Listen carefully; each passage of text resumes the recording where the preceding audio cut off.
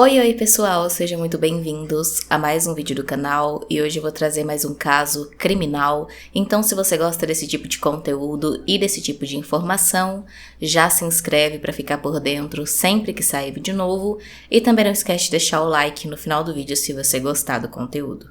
Então é isso, eu vou puxar a vinheta e vamos começar o caso de hoje.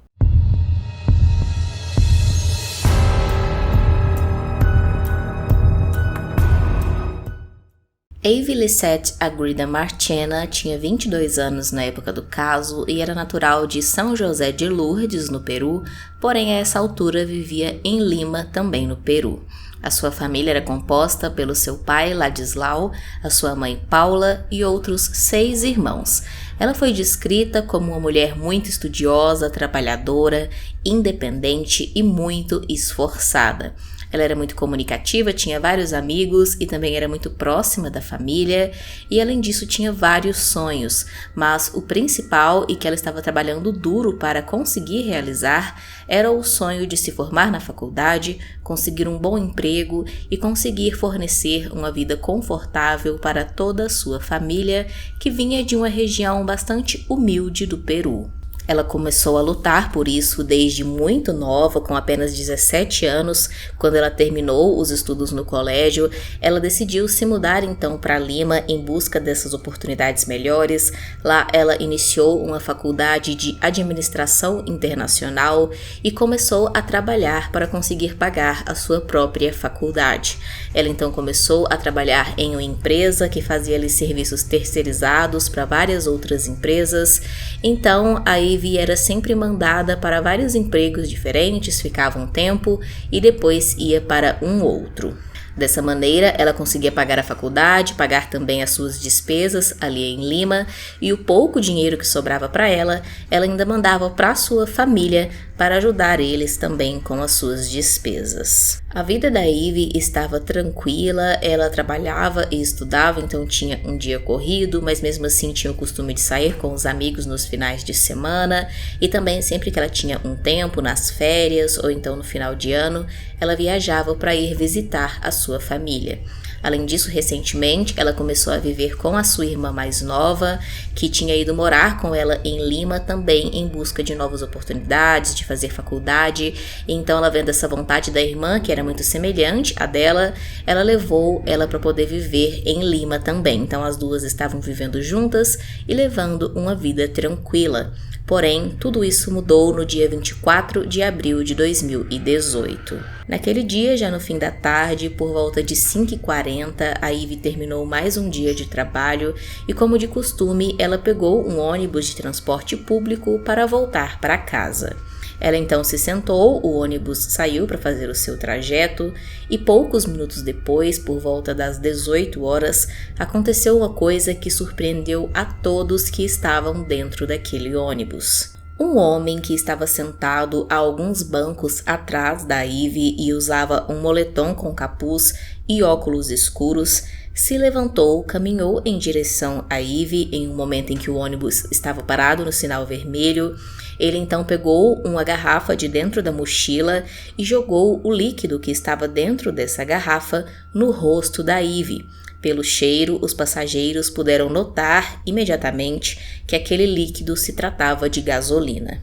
Rapidamente, depois de jogar o líquido, o homem riscou um fósforo e ateou fogo na Ivy, fazendo, é claro, ali com que o fogo pegasse também em outros passageiros e até nele mesmo ali em um pedaço da sua mão e do seu braço.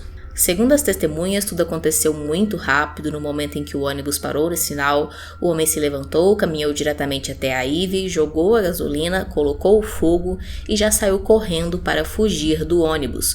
Todos desesperados tentavam se proteger e ao mesmo tempo ajudar a Ivy, que ficou, é claro, desesperada e em chamas.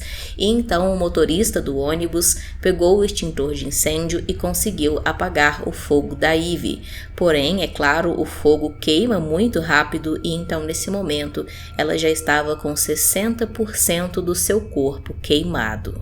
Como todos se concentraram em se proteger e em ajudar a Ivy, o homem que fez esse atentado conseguiu fugir pela porta da frente do ônibus e ninguém mais o viu. O socorro foi acionado e a Ivy e as outras pessoas que também ficaram feridas foram levadas para o hospital e, como eu disse, a Ivy ficou com 60% do corpo queimado, com queimaduras muito graves de 2º e 3º grau. A polícia logo entrou no caso também e começaram a investigar quem seria o criminoso. Eles ouviram testemunhas, também conseguiram imagens de câmeras de segurança próximas do local. Inclusive, uma imagem conseguiu filmar o momento exato em que tudo aconteceu, mostrando ali o ônibus pelo lado de fora. São imagens realmente muito chocantes.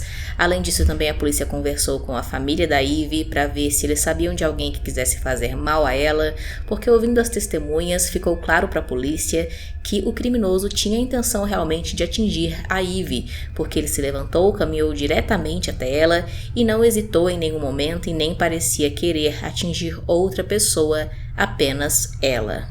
Conversando então com a família da Ivy, principalmente com a irmã dela que vivia com ela, a polícia conseguiu informações muito importantes.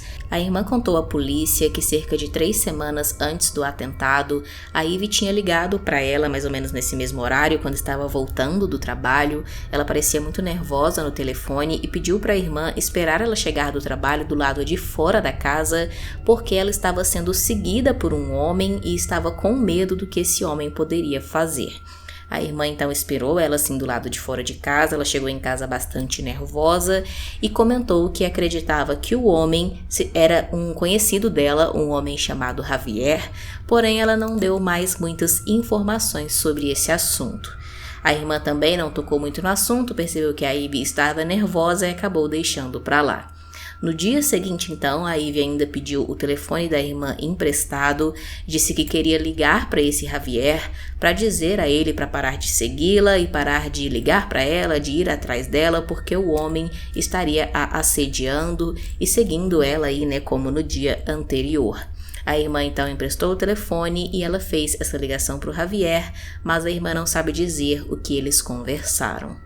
A polícia conseguiu então investigar o celular da irmã da Ivy, conseguiram o número de telefone desse Javier e com esses dados, né, do nome dele e também do telefone, eles conseguiram puxar o registro dele ali, né, a identidade dele e conseguiram o seu nome completo, o seu endereço, onde ele trabalhava, conseguiram ali todas as informações que precisavam para chegar até esse homem, que era o principal suspeito. Afinal de contas, era muito estranho ele estar seguindo a Ivy até em casa 3 semanas antes do crime. O homem em questão era Carlos Javier Hualpa, de 37 anos, que era um ex-colega de trabalho da Ivy. Quando a polícia descobriu essa informação, já era no dia seguinte ao crime e então eles descobriram onde o Carlos Javier trabalhava, ligaram no trabalho dele, ficaram sabendo que ele entrava às 9 horas da manhã, porém ele tinha feito uma ligação para o serviço cerca de 6 horas da manhã, dizendo que não iria conseguir trabalhar naquele dia, pediu uma licença porque disse que tinha sofrido ali um acidente doméstico, que estava machucado, tinha sofrido uma queimadura. E então, por essa questão, ele não conseguiria trabalhar naquele dia. A polícia foi então até a casa do Javier, né, agora com ele ainda mais suspeito, sendo que eles tiveram essa informação de que ele estava com essa queimadura. E então, no dia 24 de abril, por volta de 10 horas da manhã, o dia seguinte ao crime, o Javier foi encontrado na casa dele e levado para a delegacia. Ele apresentava realmente uma queimadura na mão e também em uma parte do braço esquerdo, e aquilo foi extremamente suspeito para a polícia, que perguntou a ele, né, confrontaram ele, e ele disse que não, que aquilo tinha sido um acidente doméstico, que não tinha nenhum envolvimento com o crime contra a Ivy, que ele estava fazendo comida ali na noite anterior, fazendo janta, e que acabou que derrubou água fervendo no seu braço e na sua mão, e foi dali que teve aquela queimadura. Porém, a polícia investigou se ele tinha procurado algum atendimento médico para essa queimadura, mas não encontraram nada, questionaram ele e ele disse que realmente não tinha ido no hospital. A polícia perguntou por porquê, se ele estava com uma queimadura tão grave ali, né, por que ele não procurou um atendimento hospitalar, mas ele não soube explicar, disse que preferiu fazer um curativo ali e passar remédios em casa mesmo. A polícia, é claro, continuou confrontando o Javier sobre o envolvimento dele no crime contra a Ivy e ele continuou negando, disse que estava em casa, que não teve nenhum envolvimento, disse que realmente conhecia ela, que já tinha trabalhado com ela antes, mas que não tinha nada a ver com isso. Mesmo com o Javier não confessando seu envolvimento no crime, ele acabou sendo preso preventivamente porque todas as provas apontavam que ele era sim o principal suspeito, então a polícia conseguiu pedir aí esse mandato de prisão preventiva. Alguns dias depois da sua prisão, então, o Javier acabou mudando a sua versão dos fatos e confessou que tinha sim sido ele que tinha provocado aquele atentado contra a Ivy. Ele contou que os dois se conheciam há aproximadamente 3 anos e eles se conheceram enquanto trabalharam juntos na cozinha de uma universidade. Ele como chefe e ela como uma pessoa ali que distribuía as comidas e ajudava a organizar. Eles se tornaram amigos, começaram a se aproximar e ele começou a desenvolver um sentimento a mais por ela e, segundo ele, ficou apaixonado. Depois de alguns meses, então, ele resolveu declarar os seus sentimentos para a Ivy, porém, para a surpresa dele, ela acabou o rejeitando e disse que já estava envolvida com um outro rapaz. Ele disse que ficou bastante chateado com isso, porém eles continuaram amigos, continuaram se falando e tendo uma relação normal, mas ele continuou tentando conquistar a Ivy mesmo assim, mesmo ela tendo recusado. Então ele começou a comprar presentes para ela, ele mandava flores, também comprava bichinhos de pelúcia, chocolates, às vezes comprava almoço para ela no trabalho, fazia alguns favores, tudo isso na intenção de conquistar a moça. Alguns desses presentes e favores a Ivy chegou a aceitar, porém a maioria deles ela começou a recusar isso porque certamente ela percebeu que tinham segundas intenções do homem por trás de tudo isso. Acabou que depois de alguns meses a Ivy foi mandada para um outro trabalho em um call center, que era onde ela estava trabalhando no momento em que o crime aconteceu. Então ela e o Javier já não estavam mais tendo tanto contato porque não estavam mais trabalhando juntos, porém segundo ele, eles continuaram amigos e continuaram ali mantendo contato pelo telefone. E ele disse que continuou aí mandando presentes para a Ivy, ajudando ela com algumas contas e tudo mais. Com tudo isso, ele disse que o sentimento por ela foi crescendo cada vez mais, ele estava completamente apaixonado e ele então disse que começou a perceber que ela estava se aproveitando dos sentimentos dele, que ela se aproveitava aí, né, desses presentes, de todas essas coisas que ele dava para ela. Ele disse que pagava spa para ela, que pagava academia e vários outros presentes, vários mimos, e que ela se aproveitava disso e não dava nenhuma chance para ele, não aceitava os sentimentos dele, enfim, né, ele queria algo a mais, achava que iria conquistar ela fazendo todas essas coisas ou até mesmo comprar ela de alguma maneira, mas como ela não cedia a tudo isso e continuava mantendo ali a palavra de que não queria nada além de amizade com ele,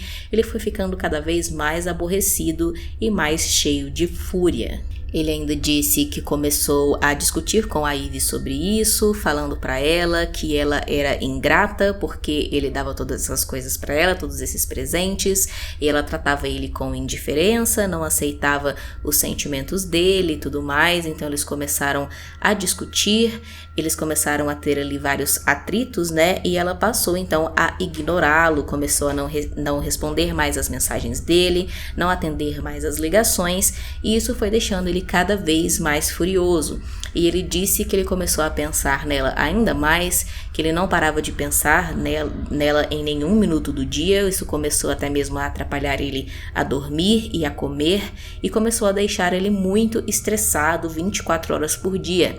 Ele contou que isso afetou até mesmo o relacionamento dele com os pais e os irmãos, porque como ele estava muito estressado, ele começou a discutir muito com os seus irmãos, principalmente, e ele atribuiu toda essa culpa de toda essa situação ruim da vida dele a Ivy, dizendo que era porque ela estava bem, curtindo a vida dela, postando fotos em redes sociais, saindo e se divertindo com os amigos, aparentemente muito feliz, enquanto ele estava triste, pensando nela a todo momento, momento e ela não parecia se importar com isso de nenhuma maneira. Ella muy feliz, haciendo su vida normal y yo estuve fregado, yo discutía con mi mamá, ¿no? O sea, llegaba a mi casa, todo ahí, entonces todas esas cosas se me puse y realmente alguien tenía que poner un alto, alguien tenía que decirle, sabe que la humildad que necesita, pero, o sea, porque se sentía, la última pepa del mundo, Sí, ¿no? Entonces yo tenía que, yo en mi mente yo pensaba, se nubló mi mente, pensaba que ella tenía que recibir un escarmiento, pero yo solamente quería dañarle su cara, no quería que esto pasara. No solamente yo quería dañarle su cara porque ella siempre como era altiva, siempre decía que su cara era bonita, entonces ella tenía el ego tan elevado que a veces se presumía, entonces yo quería acabar con eso porque yo sabía que a mí nomás no le ha hecho eso, sino de repente ha hecho otros también. Yo quería acabar con eso, o sea, yo quería que sienta algo, o sea, que aprenda la humildad, que aprenda a ser humilde, que aprenda a respetar os demais. Tem aqui no YouTube todo esse depoimento dele, é muito interessante de assistir, eu não vou colocar aqui porque é um pouco longo, mas vocês encontram facilmente, é só colocar o nome da Ivy ou o nome do Carlos Javier aqui no YouTube que vocês encontram. E é muito interessante assistir a maneira como ele fala de uma forma muito fria, como se realmente o que ele tivesse feito foi a coisa certa, que a Ivy que era a errada, porque ela não deu valor aos sentimentos dele, porque ela foi ingrata por tudo que ele fez por ela.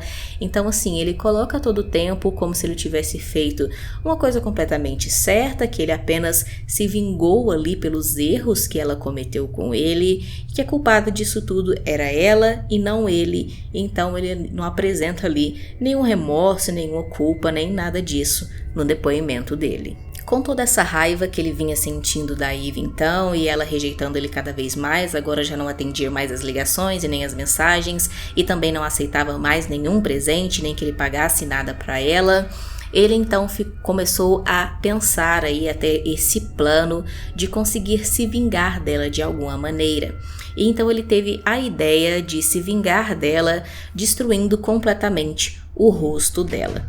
Porque segundo ele, ela era muito bonita, sabia disso e usava da beleza dela para iludir homens, inclusive ele. Ele disse então que teve essa ideia de atacar aí o rosto dela, né? Porque assim ela não teria mais essa beleza, não teria mais como ficar iludindo os homens e aprenderia a ser um pouco mais humilde. Isso tudo nas palavras dele. Ele disse que teve essa ideia de atacar ela com a gasolina e o fogo cerca de um mês antes do crime e ele ficou aí pensando durante todos esses dias se deveria mesmo fazer isso ou não.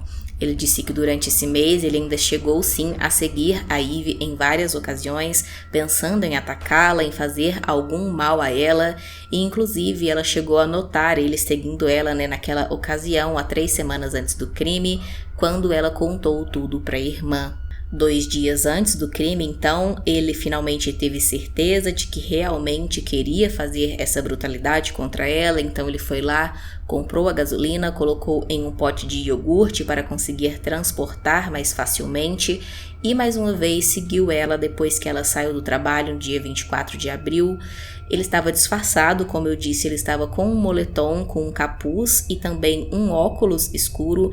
Então ele disse que a Ivy entrou no ônibus, ele entrou atrás dela, ela não percebeu que era ele porque ele estava com todo esse disfarce, ele também não ficou olhando muito para ela, virou o rosto para o outro lado ali para que ela não percebesse e sentou mais no fundo, também na intenção que ela não o visse. Ele falou que dentro do ônibus ele ainda chegou a hesitar mais uma vez, pensando se deveria mesmo fazer aquilo ou não, mas então ele disse que estava mexendo ali no pote de iogurte que continha a gasolina e a tampa do pote caiu no chão. E ele disse que interpretou aquilo como sendo um sinal do universo de que se ele ia realmente fazer aquilo, aquele era o momento. Quando o ônibus parou então no sinal vermelho, ele aproveitou de que estava mais fácil de ele andar ali, né, de conseguir chegar até ela. Então foi o momento que ele foi até lá, jogou o combustível e colocou o fogo na Ivy. Enquanto tudo isso acontecia, toda essa confissão do Javier, a Ivy seguia em estado grave no hospital, como eu disse, com mais de 60% do corpo queimado, com queimaduras graves de 2º e 3º grau, que eram em sua maioria ali, né, da cintura dela para cima. Então a maioria foi no rosto, no tronco, nos braços. Ela estava realmente em uma situação muito crítica. A Ivy, ao longo das semanas, passou por várias cirurgias, cerca de 12 cirurgias para a reconstrução do corpo dela, e teve um momento até que ela conseguiu acordar. Os médicos, depois de várias cirurgias, de muitos dias, tiraram ali a sedação, tentaram ver se ela tinha alguma resposta. Ela teve uma resposta, ela acordou, conseguiu se comunicar com a família dela. Ela disse para a família que queria seguir viva, que queria lutar, que queria continuar trabalhando e estudando e correndo atrás dos sonhos que sempre teve para a sua vida. Então todos ficaram muito esperançosos com esse momento de lucidez da Ivy, né? Achando que realmente o tratamento estava dando certo e que ela conseguiria se recuperar. Porém, infelizmente, no dia 1º de julho de 2018, 38 dias após o ataque e depois de passar por cerca de 12 cirurgias, a Ivy acabou não resistindo e faleceu no hospital. A causa da morte foi que ela sofreu um choque séptico após uma bactéria causar uma infecção generalizada nela, o que causou uma falência múltipla dos órgãos, e ela acabou vindo a óbito. O Javier, que antes estava sendo acusado por tentativa de homicídio, agora foi acusado realmente por homicídio, já que a Ivy veio mesmo a óbito, e então em maio de 2019 aconteceu o julgamento dele. Nessa ocasião, a defesa ainda tentou colocar panos quentes na situação, dizendo que a Ivy e o Javier tinham ali uma espécie de relacionamento, onde ele pagava as coisas para ela, dava presentes, pagava academia, pagava spa, porém eles não puderam comprovar se isso de fato acontecia, porque tinha ali, né, os comprovantes de que o Javier tinha pago academia, tinha pago spa, mas não dava para saber para quem ele pagou tudo aquilo, né? Podia ser para Ivy, podia ser para outra mulher, podia ser para ele mesmo, e então tem essa dúvida aí no ar se em algum momento realmente a Ivy aceitou esses presentes dele, aceitou essas ajudas financeiras ou não, mas o fato é que isso não justifica de qualquer maneira o crime brutal que ele cometeu contra ela. E então, no fim do julgamento, o Javier acabou sendo condenado a 35 anos de prisão, além também de ter que pagar 590 mil soles de indenização à família da Ivy, o que dá mais de 740 mil reais. Esse caso é um caso extremamente chocante pela frieza do Javier. Como eu disse, ao assistir o depoimento dele, dá uma sensação muito ruim, porque ele em momento nenhum demonstra que se sente culpado, admite que a culpa realmente é dele. Não, em todos os momentos ele diz que a culpada foi a Ivy, porque ela foi ingrata, porque ela não aceitou os sentimentos dele, não deu valor aos sentimentos dele, porque ela postava fotos feliz com os amigos nas redes sociais, enquanto ele estava triste, sofrendo por ela, e ela não se importava com isso. Então a todo momento ele demonstra que tinha essa obsessão pela Ivy e que não suportava o fato de ela estar feliz sem ele. Além disso também, o caso choca pela maneira como o Javier executou o crime. Ele colocou fogo na Ivy no meio de todo mundo dentro de um ônibus no horário de pico às 6 horas da tarde, no meio do trânsito. E também pelo vídeo que flagrou a ação, dá pra ver que tem vários carros em volta do ônibus, tá cheio de gente na rua, tem várias pessoas dentro do ônibus também.